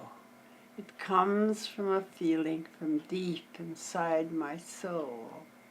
I was given by the Spirit for direction through the night, through the waves of looming darkness, through the storm and towards the light. Oh, nice. By Gary Albert Stevens. Wow. That is a beautiful poem. I put it in the book. So, yeah. yes. Yeah, it's so simple. There's sure a lot. There's so much, history. So can I ask you just a couple more questions? Yes. Where did Ellen Hope live? Which house? At the cottages? Or did they live at the cottages?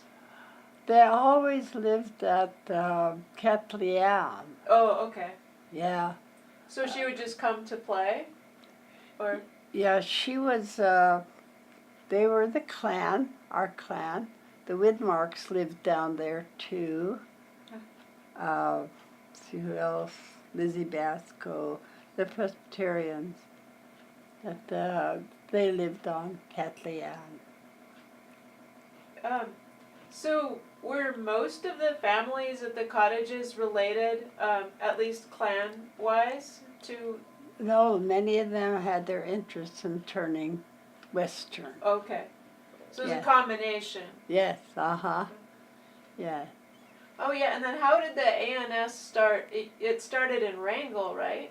Yes. So was yeah. your mother visiting? Or? She was born there. There's the Kadashan totems on Chief Shake's Island. That's her dad's totem. It's got that Kunakadet on it. It is the sea monster he tells about. That Jim Smerritt really liked his version of it, so he had Ishmael Hope and Cass take it to Washington, D.C. At the time we went down to visit, we stopped first, and I'll tell you, this story of the Battle of Sitka, my auntie told me. She said, Which aunt? Auntie Olinda Bailey. Oh, okay. Yeah, her husband's daughter-in-law is a writer too, Doris Bailey or something in Sitka. She was on the plane with me. She was. Oh, I'll see her.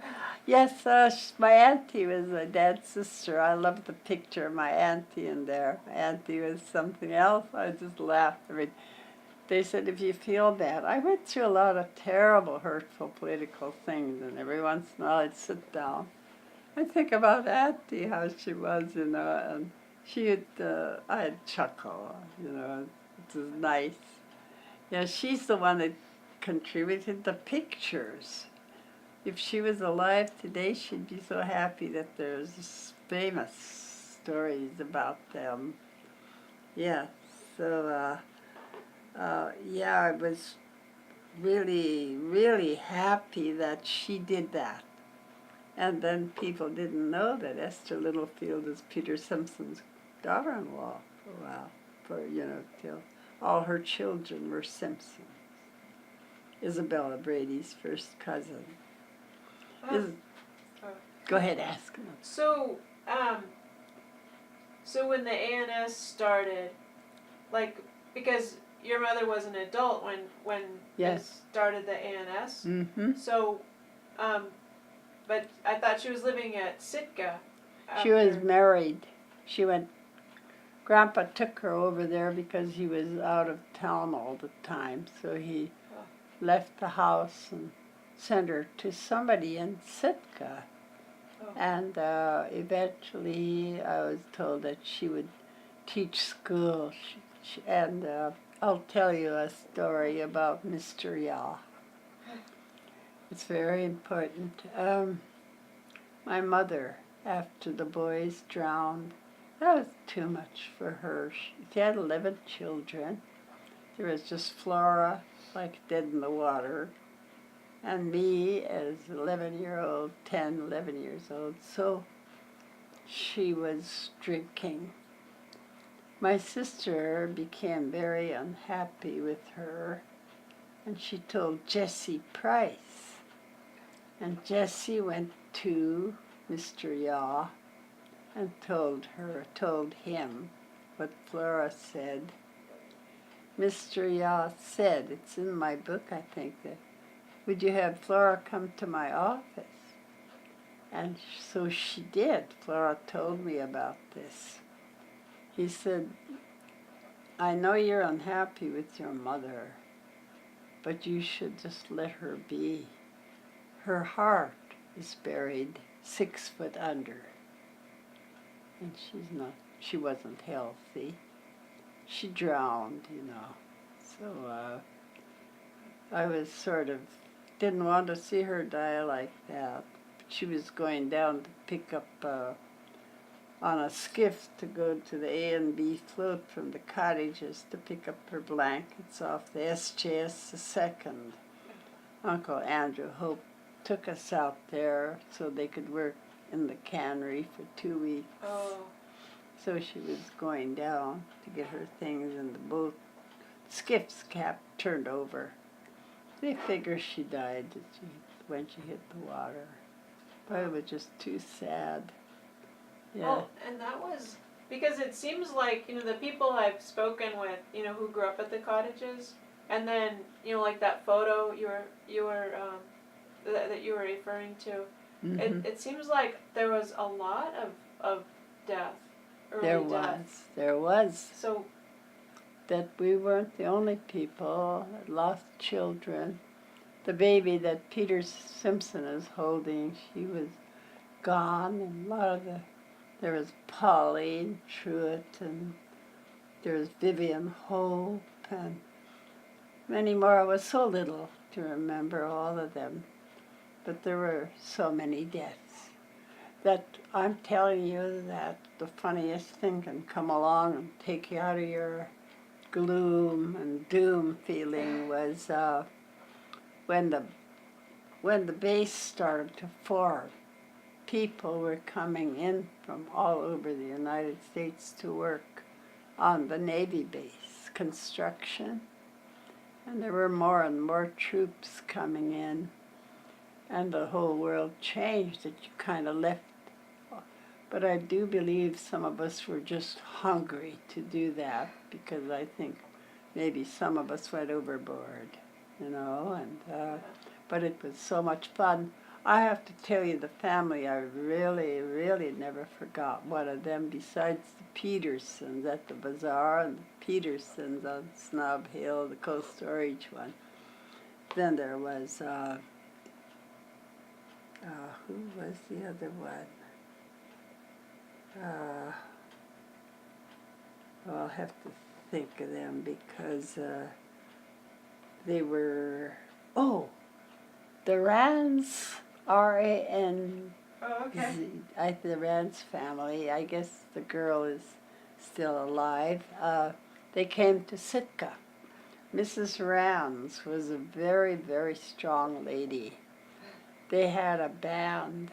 They played all the Glenn Miller when it was almost too much for me. It was so good. I couldn't go to the dances. We lived right up the hill.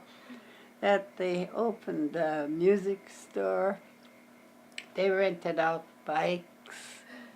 Mr. Rounds built a whole bunch of the homes way back there towards us, back there by the Lake Street, and then on over. So they made Sitka just changed. It was such a kind of relief. I really liked it, and they were always there. I was so happy that they were there. Yes, they had a music shop, and when a popular song would come out, they'd play it. Everybody'd go running over there to buy a record. It was very good. Wow.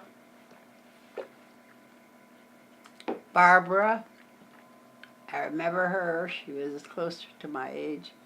And Althea. They used to sing at the dances. I don't know if Barbara did, but in 1938, USS Langley came in, the aircraft carrier, and people went out to visit the ship. And here was this family there, this pretty little girl with dark ringlets. And the Navy band was playing. And they said, does anybody... Wait, I have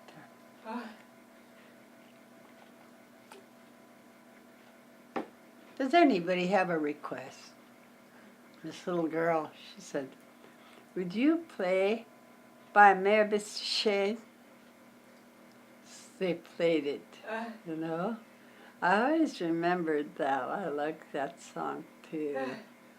Yes, and they were livened up Sitka, I'd say. Yeah. So how was it? So your mother came to school in Sitka, or she was just staying in Sitka with friends? Grandfather left her with somebody he trusted, because his wife died, and so he had to leave her. For some reason, they wanted to leave her. I don't know who he left her with. I guess maybe Martha Herman Kitzker's wife, for the Daniels family. Oh. And they lived in one of the houses right at the beginning row of the cottage homes. They lived in the big greenhouse. Then over a little was old Mr. Newell, Sophia Porter's grandfather. Her mother was a first grade teacher there. And then there was, after that, I think Frank Price and Jesse lived there just until they were having a house built downtown, Oh, okay. right near Isabella's home, only on the other side, other street. And Okay. then there was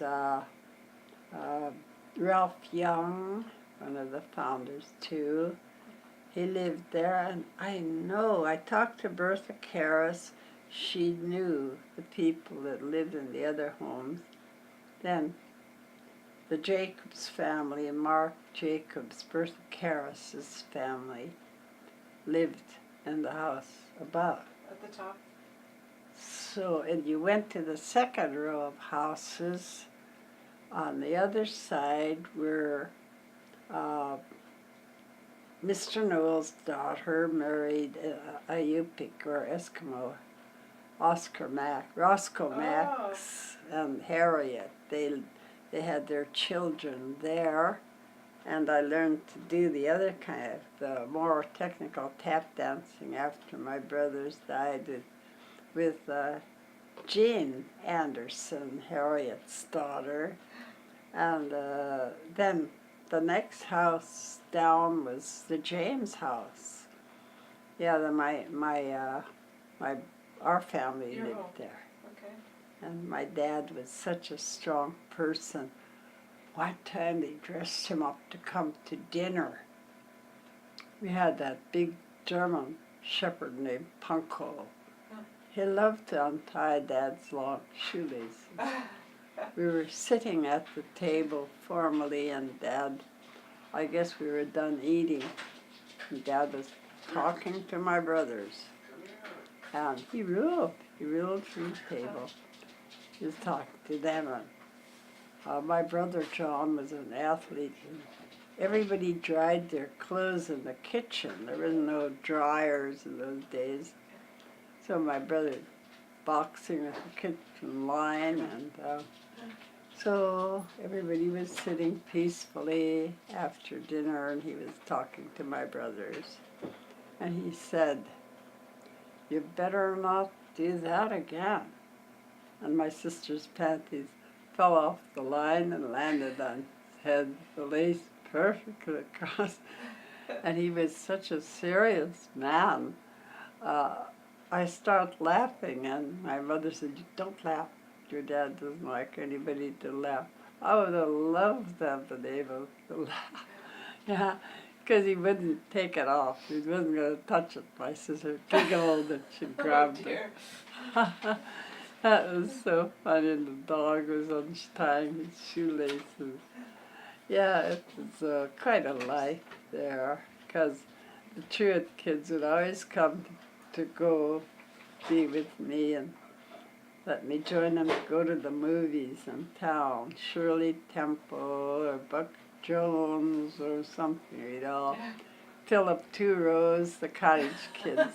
Yeah, it was really, really a fun life. Man, it was too good to be true.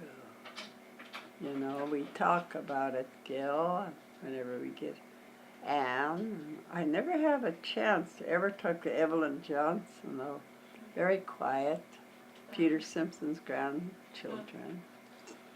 So there's a lot of these things nobody ever remembered that Esther was a Simpson first, then a Littlefield. So did your mother didn't go to Sheldon Jackson? Yes, she did. Oh, she did. Okay. And then she taught there. That's at Cyrus Peck. She taught at Sheldon Jackson? Yes, Okay, and then your father also went there? He learned the carpentry work, so he worked down at the Scotty Jennings boat shop down in the village. And then at 5 o'clock in the evening, he'd take his lunch bucket and go to the Pyramid Packing Company that was down the end. By the way, my mother was the union president of the Canny Workers Union, too. And her functions were very full of heart. She interpreted down in the village with Mr. Webster, the Darling Presbyterian minister. They'd go down there, and I think that my brother's team used to go down there. And some of the older people would go down, Adam and Christian, Mr. Willard was, and Mr. Newell. And it would be at night, so everybody'd get sleepy at one point, you know. They kind of had a little lull, and all of a sudden, somebody got up and started roaring away. It was Mr. Willard. He said, "It's coming now, it's coming." He had all kind of emotion in his voice. "It's coming like a thief in the night." He meant that Judgment Day was coming. So that they were it was like a church service in the village? Yes, a chapel down there, right near across from the A&B Hall, one of the big houses. Oh. Yeah, every Wednesday, I think, night, no matter what the weather was, went down with the minister. And another thing, when there was that big epidemic, my mother used to go with the nurse or the doctor down to the village because there was many beloved people down there that didn't understand English. So my mother would go down and interpret for the nurse. That was really good. What epidemic was that? That was one that was killing everybody, and I was so little. That's when my sister, I must have been 2 years old because my sisters died then. Oh. That's why I was taken everywhere. They never let me have a babysitter. They took me everywhere, and I remember the Sheldon Jackson boys basketball team. Somebody would always help pack me home from the chapel down the village, clean up to the cottages. And I remember that, waking up, and I think it was Paul Edwards packing me home, you know. After the church service? Yes, uh-huh. Wow. That was so nice, yeah. So your mother was going to interpret for the church Yes. services? Yeah. Wow. Did they have very good attendance, I wonder? You probably wouldn't remember. What is that? Did a lot of people come? Yeah. People that were Presbyterian down there. Okay. That probably decided to go back to their clan ways. Yeah, that was a big village. A large bunch of the people were Orthodox. So they always took part in that beautiful Easter when the Russian church bells would ring. It would be beautiful weather. Everybody managed to dress real pretty for that day. Innocent Williams and his brother, they lived up there by the lake. They would ring the bells for that day. It would be so beautiful. Then you'd have a midnight service. And there was a huge bunch of Orthodox there down in the village. Yes, it was a lovely, and I still miss that Baronoff Castle up on the hill. So beautiful. Yeah, it was quite striking. I know.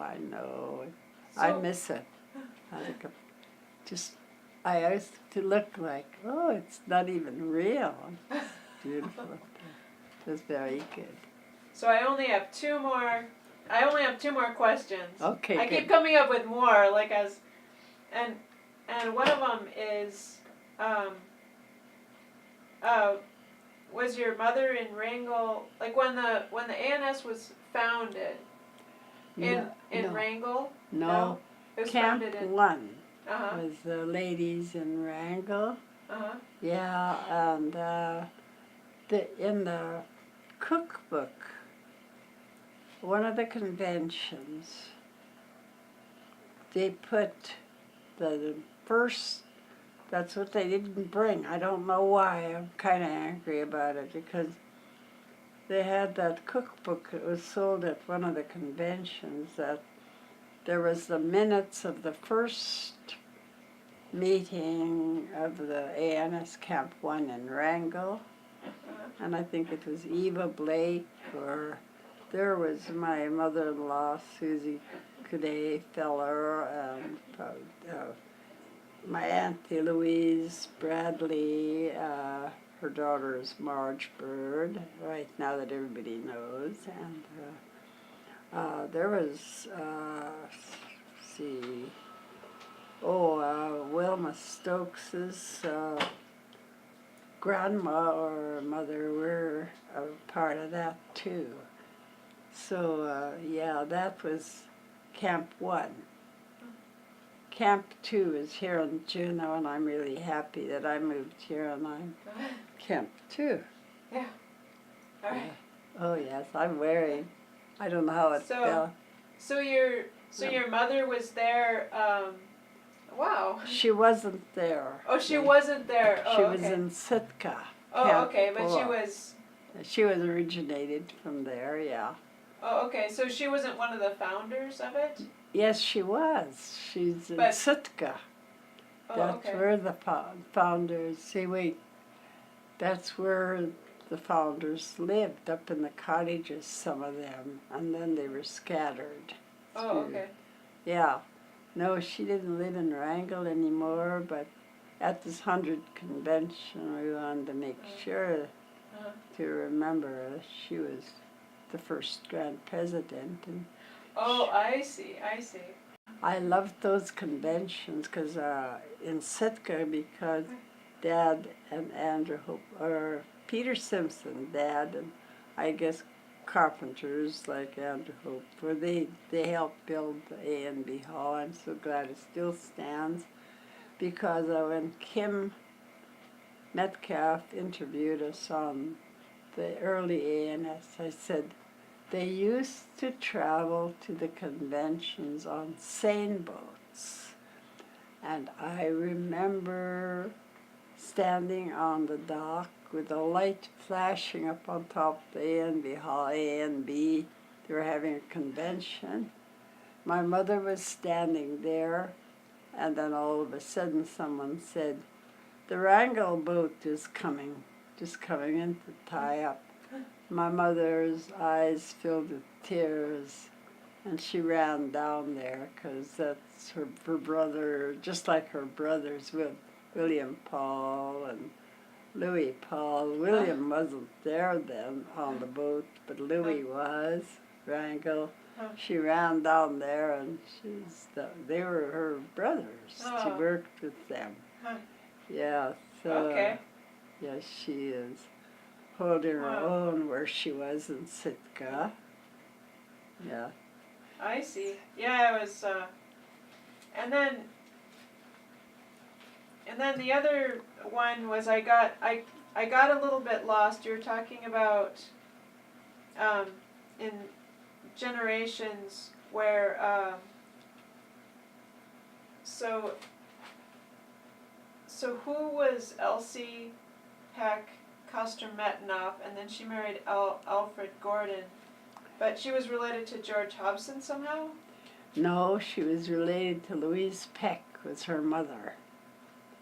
Cyrus Peck was her brother. So, sorry, what was her mother's name?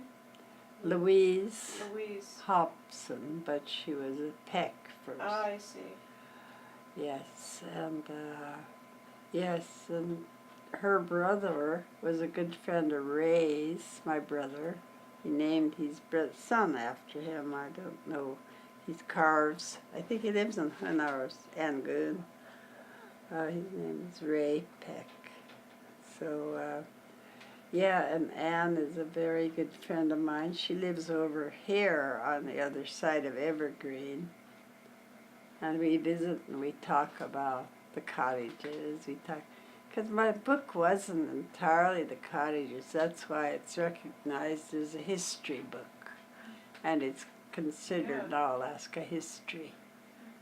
Okay, so I'm almost there. So Louise Peck, she married George Hobson. George Hobson. From Angoon.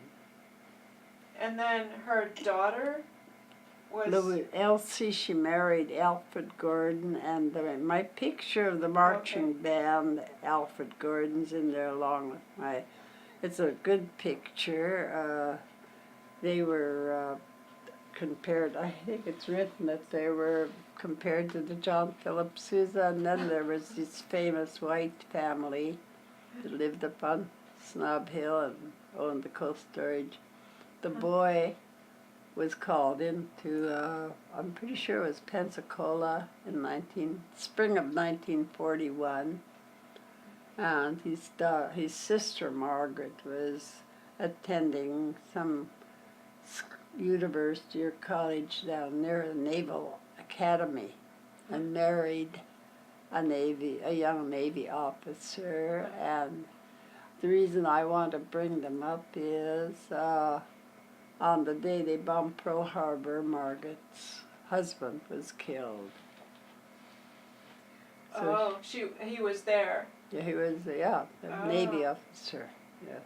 So, and then sorry, just to go back to this. So where did who married a Kostometanov? Was that Elsie? That was Elsie. Yeah, she married Boris Kostometanov. Okay. He died while the kids were all little. And his brother was married to Martha Peterson of the Sitka Bazaar. Her mother, they were German family, Mrs. Peterson. I think when the Rands ladies wrote about it, they mentioned Mrs. Peterson. She was a big lady, yeah. And then there was Martha Peterson Kostometanov there. So, Yeah. and then her brother married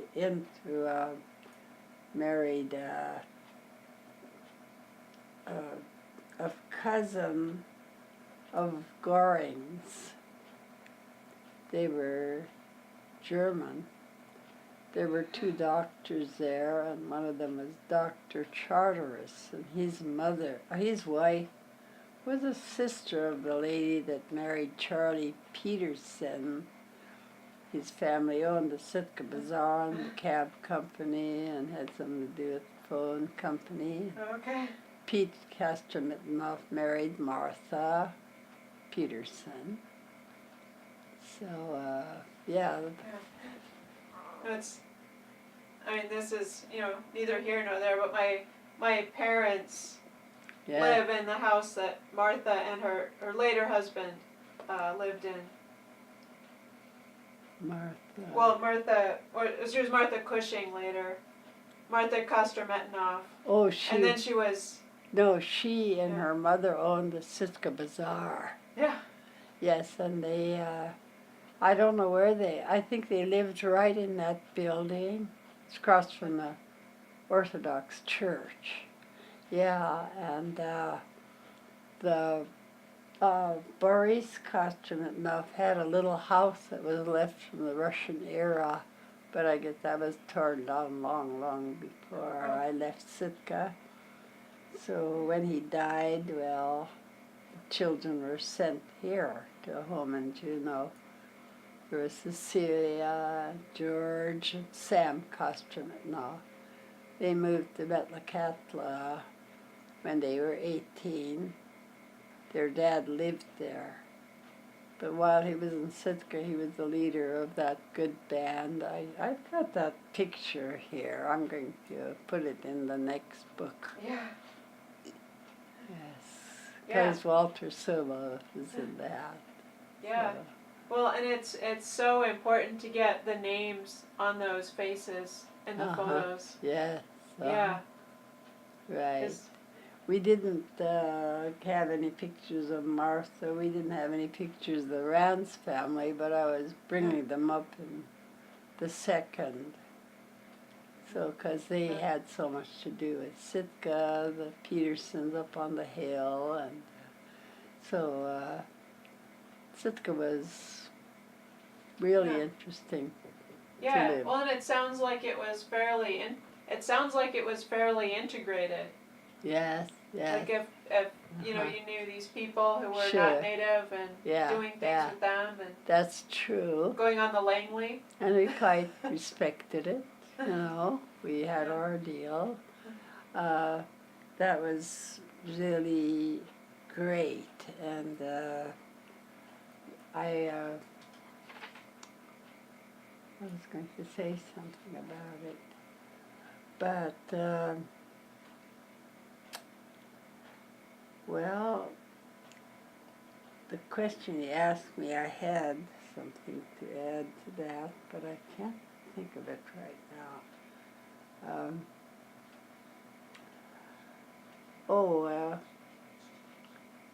They really respected some of the families, though.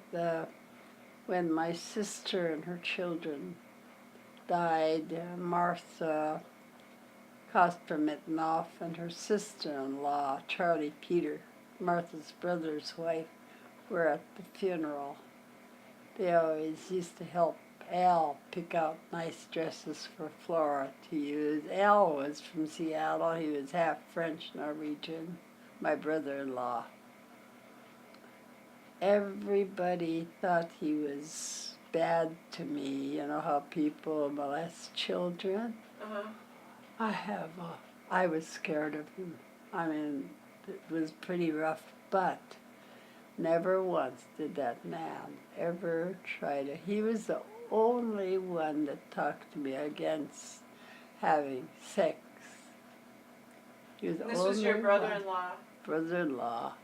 Yeah, he told me do not have, because you might end up alone and end up, the worst thing I could think of was having a child.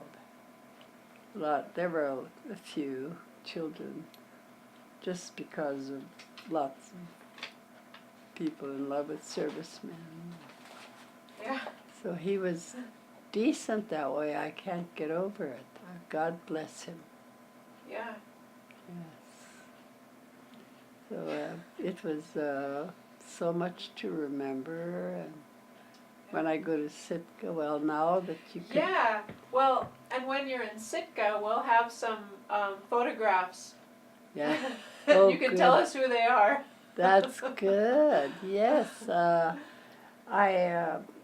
I don't know which one I was talking to said I could probably be around there for 4 or 5 days. So I thought, well, right now our permanent fund got taken up by my ideals, and the convention and Wrangell was so beautiful. There wasn't hardly anything said about it that wasn't good. My daughter and my other adopted daughter, Annis there did a very good job. Oh, I didn't go until Thursday. And Friday they had the most beautiful plate set in front of me. It was so clean looking. They had a big herring egg salad. The herring egg were so clean. And somebody had a pile of smoked hooligan. And underneath is one we hardly ever eat, but when we do, we love it. It's fish with a boiled potato, jackets, and I found it towards the bottom of the plate, and I poured the bland. I was not a seal grease person, but there was this cup of seal grease there. I poured it on the potato. Oh, it was so good. Man, it was good. Just potatoes and jackets, the way that we ate all our young lives, that. And in the fall of the year, when my parents would go out to fish camp to put up dried fish for the winter, my brothers would bring us out on the Eagle, and they respected my dad so much he couldn't walk because of arthritis. They put an engineer's hat on him, and they'd pack him down to the skip to board the boat. And when they were out there, they respected my parents so much that they saved a whole bunch of fish heads. They put them in a barrel. I watched them. They took them down by the Decade River, and they dug a big deep hole and put the barrel in there, so that when we left, about 2 weeks later, they carried it aboard to the boat. Wow, what was that? So shortly after that, they got us excused from school if we were going out to the cannery in the fall, Tyee Cannery in Peril Straits. That was a rough trip. And they put that there. They left the barrel on the boat, and they got out there. Here was Patrick Paul's, George Paul, and their grandmother, Susie. Oh, I loved her. She looked so active, and other, maybe Mrs. Hobson, Ann's grandma. Oh, Ann said they never went to Tyee, they went to Todd. But a lot of the older ladies, they spread out a big thing on the beach, and they brought big turnips, they brought grease, and they brought dried fish. Then there was that barrel of heads, and somebody else had a bucket of fermented eggs, and they really smelled, oh, they were so delicious. The heads were the deal they called kink in Tlingit, and the eggs were kahal. And they had a big party down there on the beach. At Peril Strait. In Tyee Cannery, yeah. So did you? So the fish heads, would they eat? Like, what parts would they eat when they're fermented? They always had the part of the collar on that were so delicious, and the whole head. They were cleaned well, but they were made into I loved them, especially the nose. Okay, so you would just eat all the meat in the head? Yes, yeah. Oh, okay. But especially the nose. And the marrow from those soft bones was so delicious, always. Even if you didn't ferment them and you baked them, they were our food. I really miss them. I don't get much, salmon. Gotta talk to your family. Yes. Well, we went to Wrangell one year, and they were doing the Healing Hearts program about people that got shot, people that had trouble. So they had a parade, and they had beautiful girls that looked like Indians, but they had Indian blood in them. They were from the high school. They had to go. They were some of their head. They said, how do you bake salmon heads? So we told them, beautiful girls. So they took some salmon heads, and they went home and they baked them. Great big salmon heads. Oh, Betty Knorr was still alive, and she was sitting next to me. My granddaughter, Diana, who got killed on the highway just by her own doing, she jumped out of a car too soon. But then she was there, and she went and got me a plate, a huge salmon head on the plate, and I was going to sit down. Betty Knorr looked at it. She busted out laughing. She almost took a bite off of her salmon head. So my daughter Lou went over and got her salmon head. Those beautiful girls packing those cooked salmon heads down to the dinner. That was so much fun. Yeah. I'm starting to see your secret. You have you see the beauty. Yes. You always have to look for joy and happiness. Yeah. How you can Making me feel good. Yes, yes. Yes, even broke up marriages, you can't start enemies. You have to take them in if they're part of your family. You treat them all good. That's what my grandfather was noted for too, as being a peacemaker. Yes. So people don't have to have a tight leash on anything. In the prayer that I like to say after I say the full armor of God, I like to say, God grant us the serenity to accept the things we cannot change, the courage to change the things we can, and the wisdom to know the difference. That's what they say at the alcohol.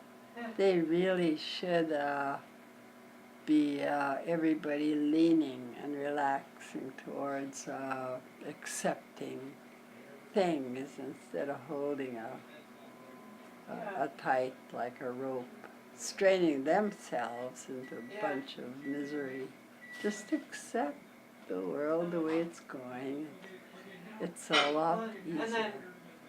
And then work for positive change. Yes, that's it, because then you don't hate to see them.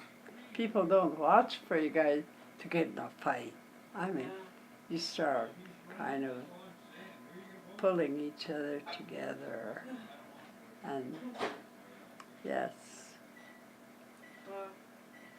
So because one thing about it is, if there's a family breaking up and moving, a woman moving to another man, there's kids there, you accept them and accept them as family too, for the kids' sake. That's what I did to my daughter-in-law when she broke up with Chris.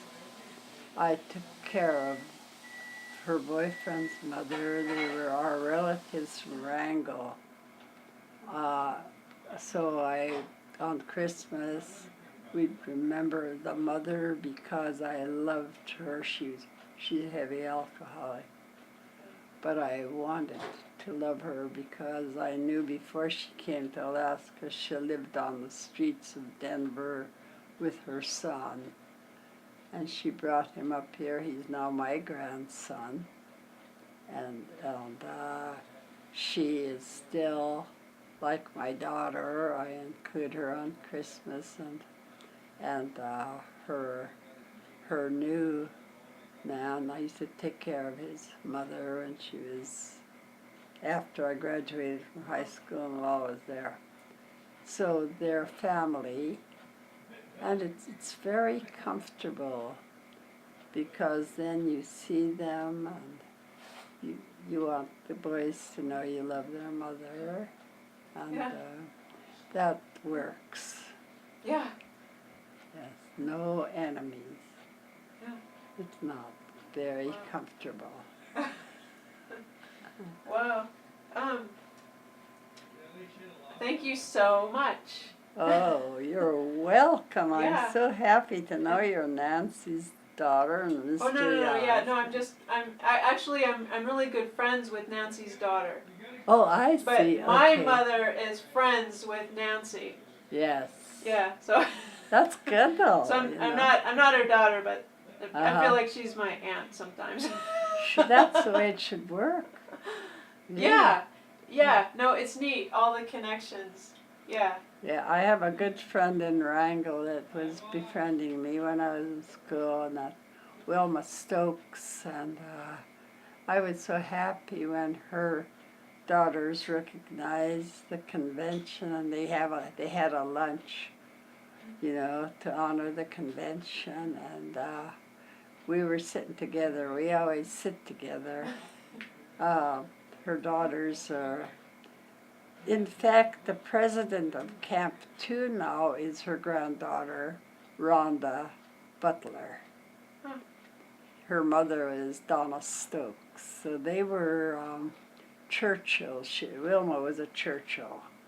Haida.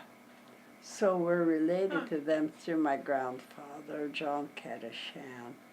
Found out we had a lot of relatives in Heidelberg, Craig and Heidelberg, and to my grandfather.